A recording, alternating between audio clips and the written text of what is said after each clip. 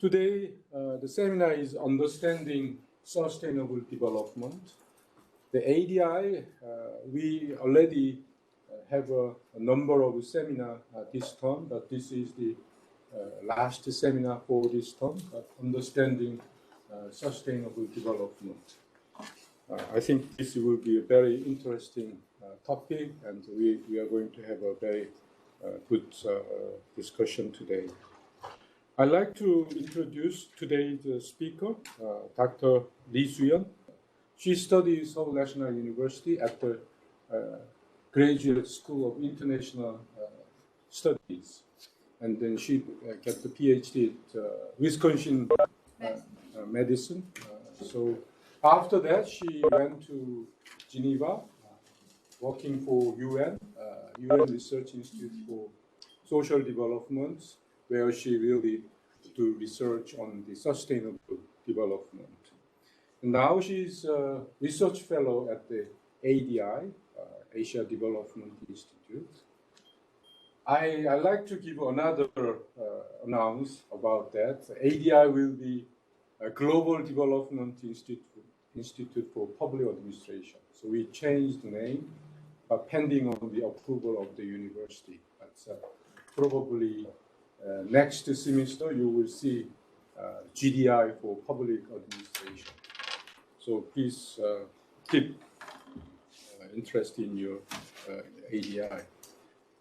Today she's going to speak on understanding sustainable development.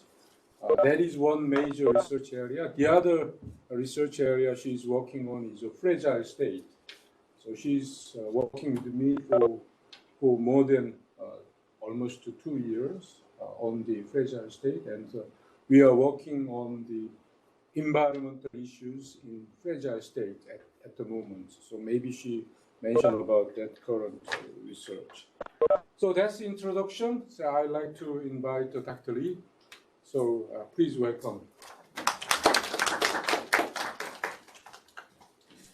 Thanks, Professor Kwon, for introducing me.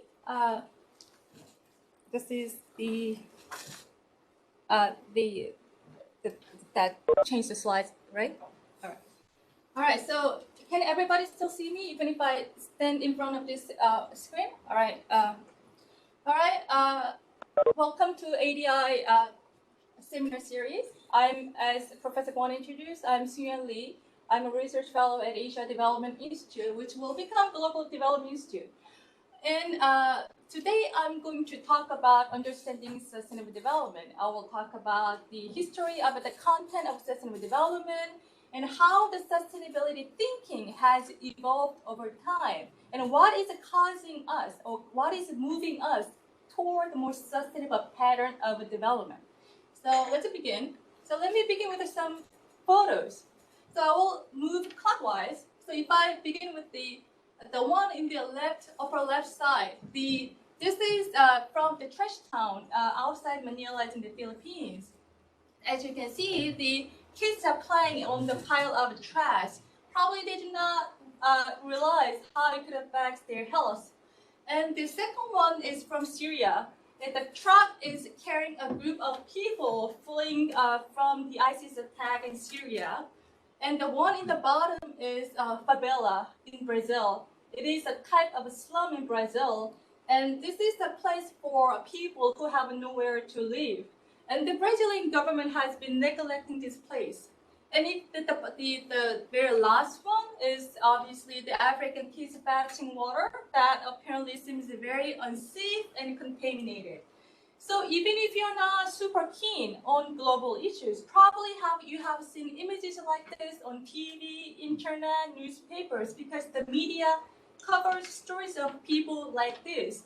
So basically the SDG or any global scale goals or the agreements, they are made to tackle issues like this, to tackle poverty, inequality, environment, justice, peace and security and development.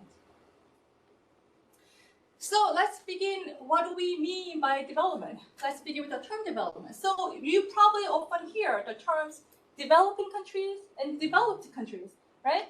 So global south or global north, high-income countries or low-income countries. So how do we measure the level of a country's development? How do we know whether the country is a developing country or developed country? So development has been defined in many different ways depending on the context and the disciplines of the speaker. But traditionally, the economic measures like GNI or GDP or income per capita have been commonly used to measure the level of development. But this rather economic view or economic approach that development equals economic growth has been challenged by its own people, economists.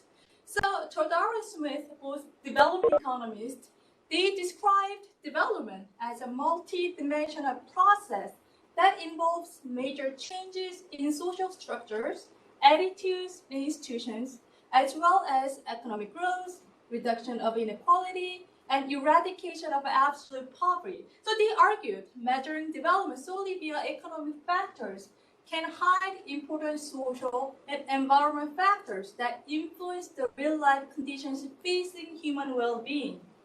So basically, these two economists question about the validity of economic measures like GDP and GNI, whether they are true indicators of development, and suggested a new tool should be developed to better reflect the multi-dimensional nature of development.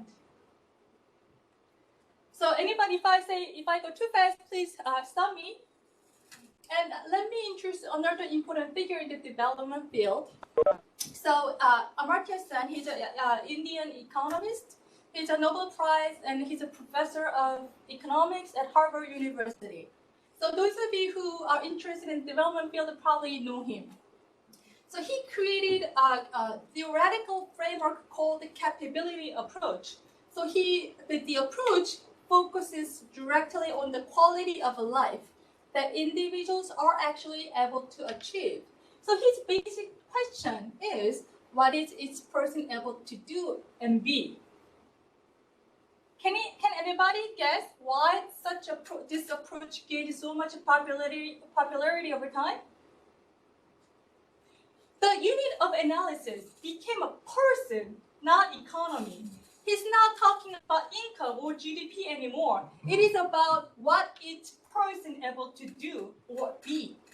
So he analyzed the quality of life in terms of the core concepts of functionings and capability. In the basic sense, functionings are states of being and doing, such as being able to be well nourished, having a shelter, or being able to go to school, being safe, and so on. And capabilities refer to opportunity or freedom that people need to achieve these doings and beings. So in this definition, what is the important part is the freedom to achieve. So he argued that development must be judged by its impact on people, not only by changes in their income, but more generally in terms of their choices, capabilities, and freedom. And this capability approach became the backbone, the radical backbone of the UNDP's Human Development Report. This is the latest cover from last year. So because it puts people, finally people on the center of discourse. So Human Development Report is a flagship report of the UNDP. So UNDP publishes this the Human Development Report every year based on the Human Development Index, which they created. So Human Development Index consists of largely 3 dimensions: life expectancy, education, and health. Those of you who are in my class probably already know that, right? So Human Development Index is more multi-dimensional than the just economic measures. So I took this figures from this report, the latest one. So over the past decades, so the higher the value, the index, the score, the better. But over the past decades, more than 1 billion people have been lifted out of extreme poverty. So this is, considered as one of the biggest achievements we made. But if you look at the last year, because of the COVID-19, right, this pandemic pushed more than 100 million people back into extreme poverty in one single year. So this is the worst setback in generation. So this is the biggest concern we have to face. That's why the G7, the leaders met over the weekend.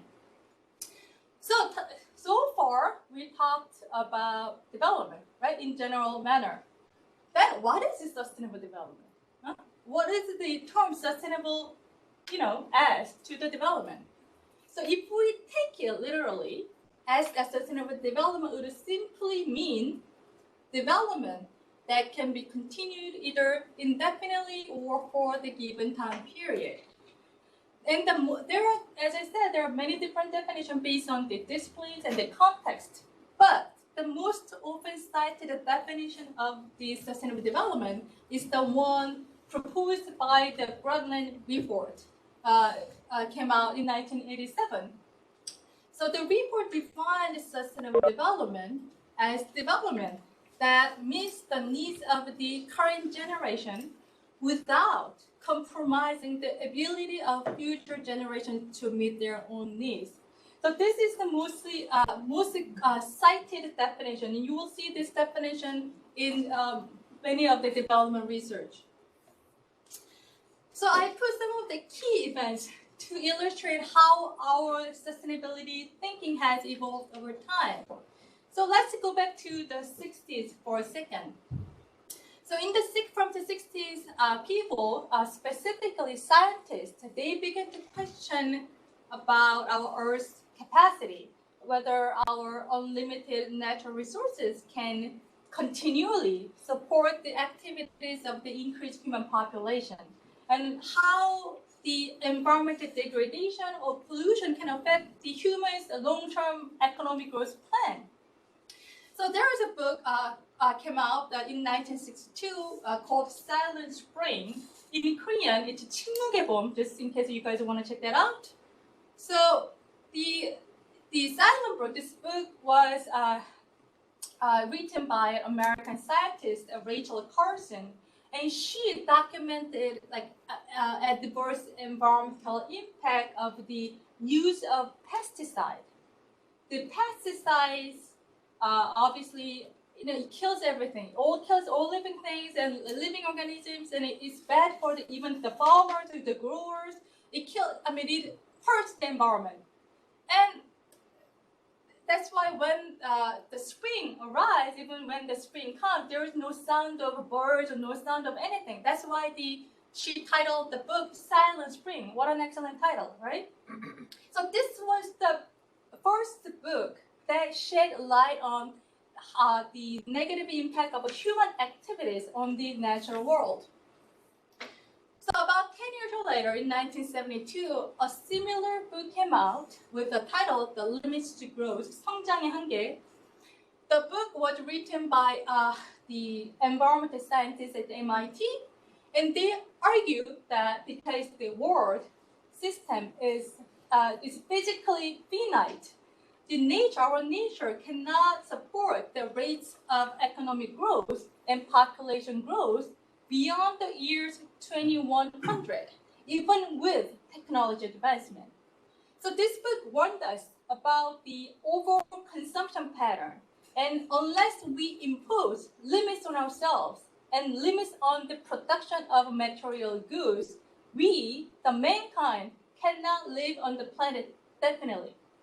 So this book, I want to share the authors of The Limits to Growth, they put a very interesting riddle in their book. So I want to share that riddle with you. So I will come back to the slide because I want to explain the rest of the events, but let me jump to the next slide.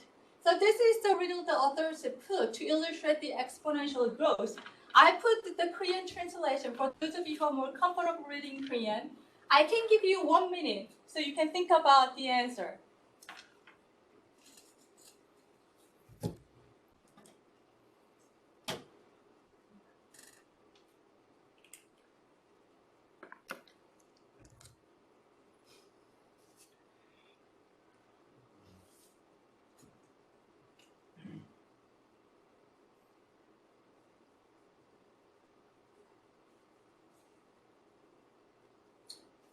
Does anyone want to share?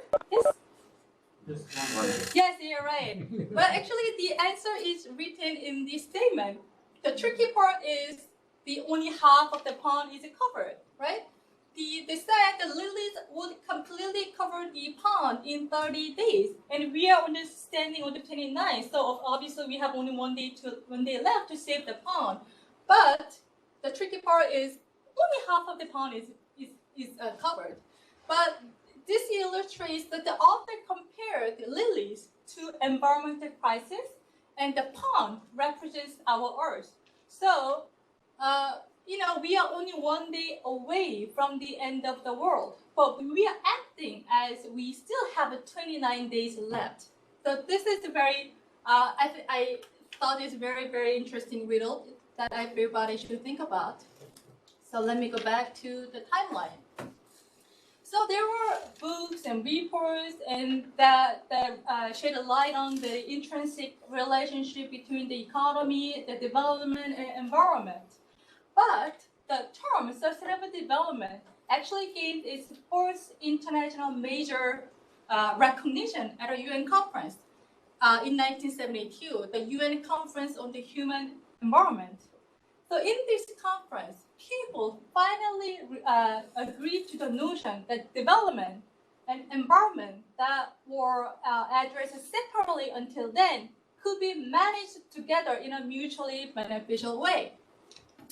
So this conference established, let me look at my notes because I don't remember the name, the World Commission on Environment Development. This is the one that published the Brunner report that defined the sustainable development. And the Brunner report has another name, the Common Future. Remember that book, the report was published in 1987. So that's that. And there's another conference in 1992, UN conference, and it is called the Earth Summit. But since the conference was held in Rio de Janeiro in Brazil, some people call it Rio Summit too. But Rio Summit or Summit, people call it differently, but they refer to the same conference. So the outcome document of the Rio Summit was Agenda 21. And in this document, the sustainable development became a very priority, the agenda item. And the final, the UN asked the countries to develop their own national strategy to address economic, social, environment aspects of development in an integrated way. So in 2000, the leaders adopted the first global goals called the Millennium Development Goals. I will come back to the MDGs more in the later slides, but it had a very specific objective of improving the lives of the poorest in the world. And after MDG, we had, so this is 1992 and 2012, but there's another conference called the Rio Plus 20, because 20 years, passed after the Rio Summit. So there's second Rio Summit in Rio. So, and the outcome document is called The Future We Want. In this document, the phrase sustainable development appeared 238 times. So the world is moving toward sustainable development for sure. And the sustainable development, the phrase became a catchphrase in all development discourse. In 2015, when the MDG, the first global goals ended, the leaders adopted the second global goal called Sustainable Development Goals. So this figure illustrates the relationship between the social, economic, and environment. So everything human does have some kind of implication for either social, economic, and environment. But we have to think about the sustainability rather than addressing social and economic environment separately. They should be dealt together. That's what sustainability is. So if the sustainability content is applied to real world situation, everybody wins. So now one question that immediately arises is that, does the global south, developing countries, have the capacity to achieve sustainable development? So now let's go back to the 90s this time. So we have to look at even before the MDGs were adopted. So it's going to show what led to creation of the MDGs. So in the global south, almost 1/3 of the population, or 1.3 billion people, lived in poverty, and more than 5 million were homeless.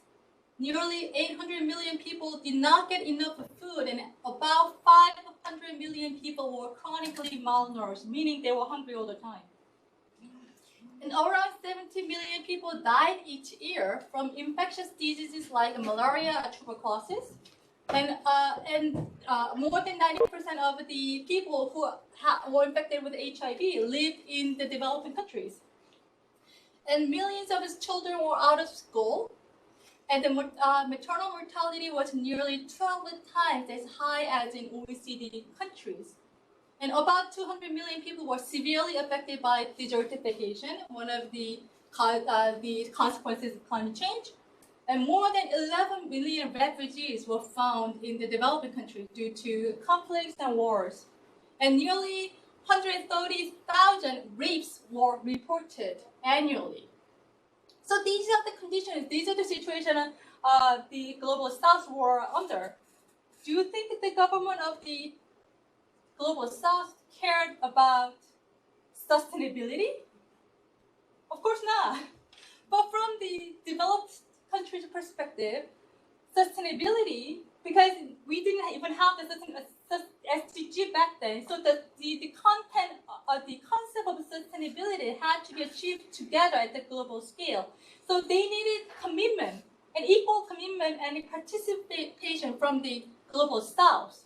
So the concern about the lack of capacity of the global south to achieve the sustainability or sustainable development were translated into MDGs. So the Millennium Development Goals placed human development at the center of social and economic progress in all countries. The MDGs recognized the importance of creating a global partnership for change, and there were different demands for high-income countries and low-income countries. And high-income countries had to reform their domestic and international policies relating to the agriculture, trade, and sustainable development, and enhance the effectiveness of their aid programs and help poor countries to reduce their debt burdens. And for low-income countries, they had to address fundamental issues relating to governance, human rights, social justice, and set their own strategies and policies to ensure that poor people receive the fair share of the benefit of development. So here are the goals under the Millennium Development Goals. There are 8 goals, so I'll just mention them, read them.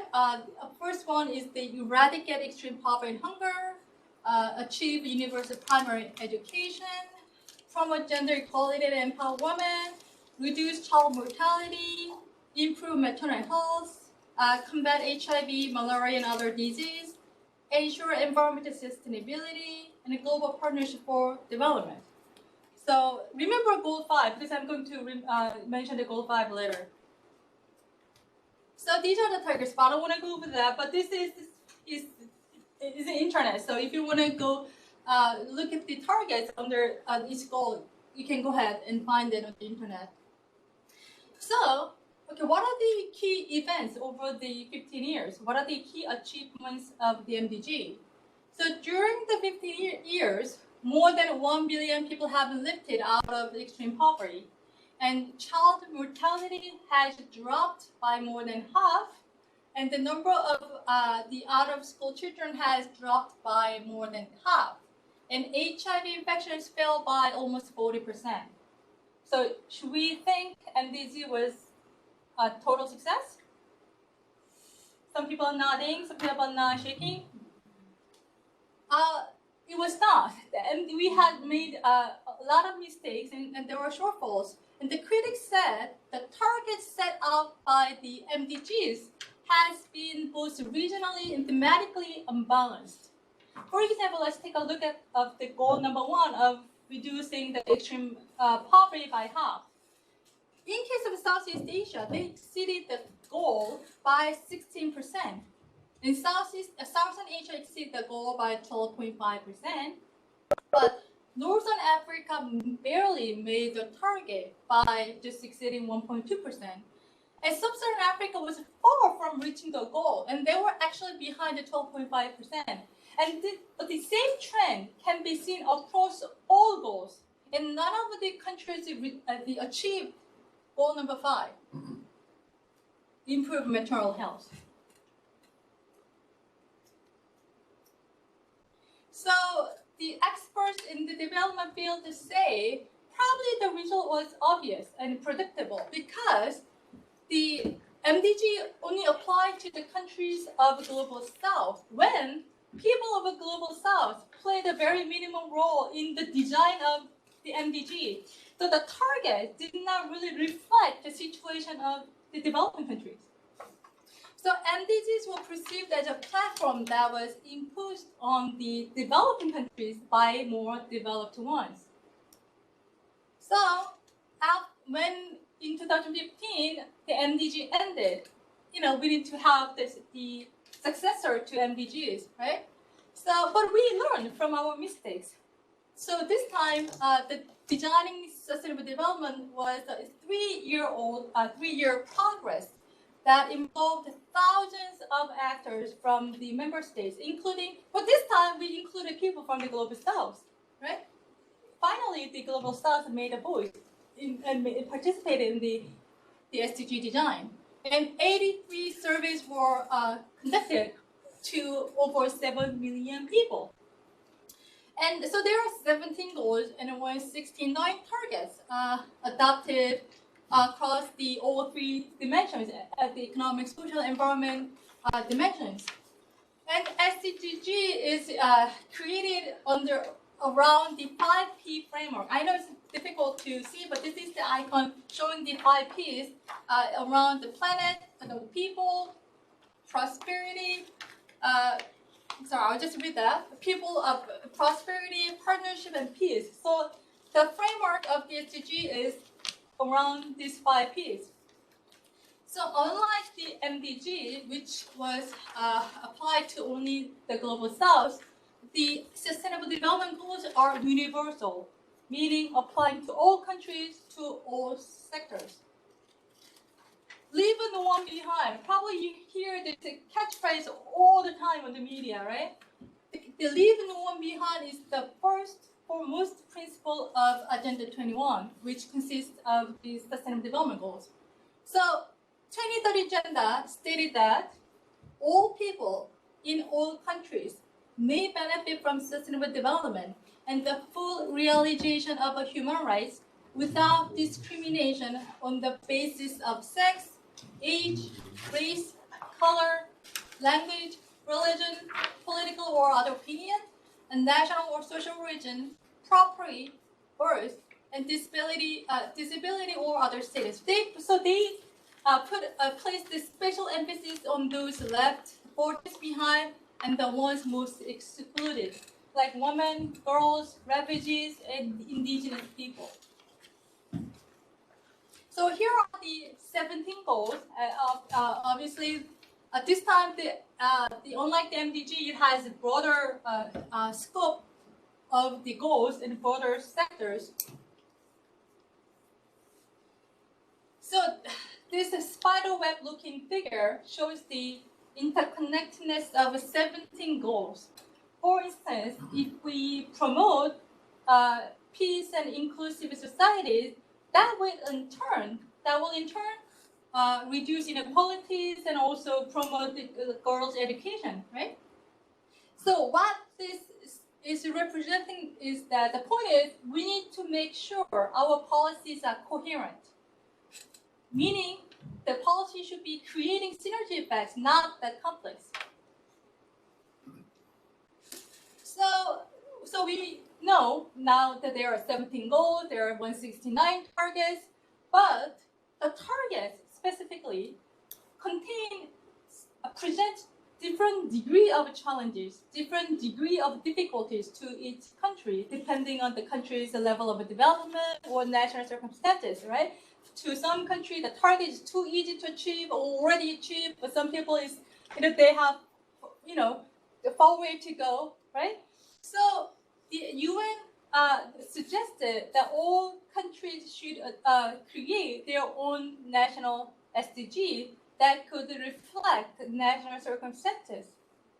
So Korean government developed KSDG in 2019 that could better reflect our circumstances. And here are the goals. Of course, the goals are the same because we are supposed to develop targets around these 17 goals because the 17 goals are just the sectors. But we have 119 targets. Remember the SDG, the global SDG have 169 targets, but in Korea's SDG we have 119 targets. And if you want, since you may want to look at the report that I put the website, you can check it out. And there is a report that shows the KSDG. So there are 4 reports. I'm sorry, let me let's see.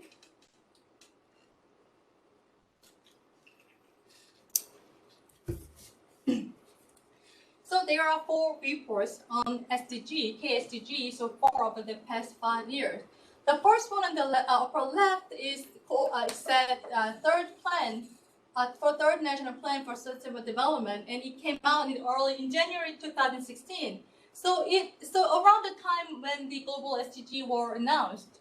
So this one analyzed the situation of South Korea and selected targets that are most relevant and urgent in South Korea. And the one on the right is 2016 National Voluntary Review. All UN member states are supposed to submit at least one national voluntary review by 2030. And those who are submitting their voluntary national review are supposed to present at the high-level political forum, which is held every July. So those are the. I'll come back to that. But anyway, the South Korea submitted one voluntary national review in 2016. And that report is basically saying we are translating, the Korean government is translating global SDG into national policies and national plans. And this one is the one showing what is KSDG. And this one came out March 2021, so just a few months ago. So this is the 4th national plan for sustainable development for 2021 from this year to 2040. So these reports are also available in the same website. So I told you all members have to submit at least one report, right? One voluntary national report to the UN, and there's a website called the SDG Knowledge Online Platform. So this website compiles all the information from the member states, and they make the information available to people like us. So this is the from the website, and last year 45 countries have submitted their voluntary national review, and they are presenting the review next month at the UN headquarters in New York. And among 45 countries, 28 countries already achieved, they claim that they achieved all goals. And 11 countries say they achieved almost all goals except for 1 and 2. So, and I went through the list of the countries who have submitted their report last year. And most of them were low-income countries. And this figure shows the goals most reported in the reviews. And as you can see, goals related to environment and climate change, like 12, 13, 14, 15, these are the goals most unreported. So low-income countries, not only low-income countries, but those submitted to their report last year placed the little emphasis on the environmental issues. So, for achieving SDG by 2030, we have only 9 years left. There are some challenges we have to address. The first one is that the national governments choose to focus only on the goals that align with their national development agenda, like this. So they take like piecemeal approach. The governments are engaged in some goals, but leave some goals out, not engaging all goals. But as I said, SDG is designed as an integrated vehicle. So lack of action in one goal can compromise their collective success. And the second one is related to data collection. So many developing countries lack the capacity to collect, analyze, and disseminate the data required for reporting their progress on the SDG. So people are concerned that this was actually the limitation of the MDG. So SDG will have the same problem with the MDG. The third, the most contentious challenge facing the SDG is how they will be financed. So developed countries, they can secure their own funding for SDG by the mobilization of the domestic resources. But developing countries, they ask for financial help from the developed countries. So through foreign aid. So the developed versus developing country dichotomy is re-emerging. So we all need to play a role. Government have to play their role. International organizations have to play the role. Civil society have to play the role. And we, as global citizens, must do our role, right? So I want you to think about today, what can you do to support the SDG? It's not just about them. It's not about just environment. It's about us, right? So that was the end of the SDG. Any